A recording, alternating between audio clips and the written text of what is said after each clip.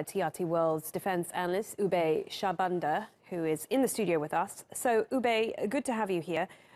Who do we think is behind these airstrikes? Well, let's be very clear. These are Assad regime and Russian warplanes that are launching these airstrikes and artillery bombardment against eastern Ghouta. This is a very strategic neighborhood where you have thousands of civilians that are being trapped in this area.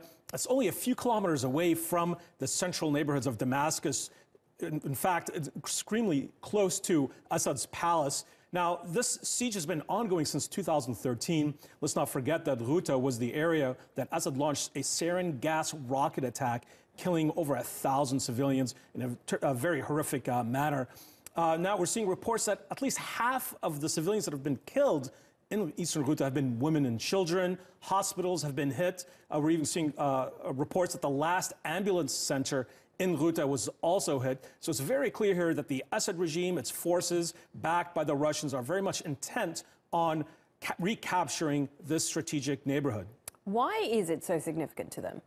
It's very significant because the Assad regime has been attempting to capture this area for some time.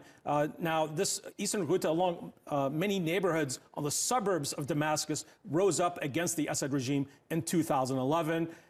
The Assad regime claims that extremists are holed up in this area, but there's no Daesh in eastern Ghouta and in the suburbs of Damascus. It's clear that the Assad regime is just using this pretext to launch this wave of strikes to include mortar attacks and rockets against eastern Ghouta. Civilians are caught in the middle. Thousands are facing potential starvation.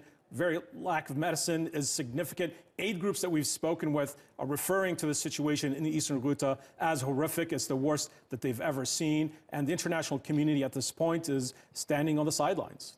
Okay, many thanks for that. TRT World Defense analyst Oubai Shahbandar.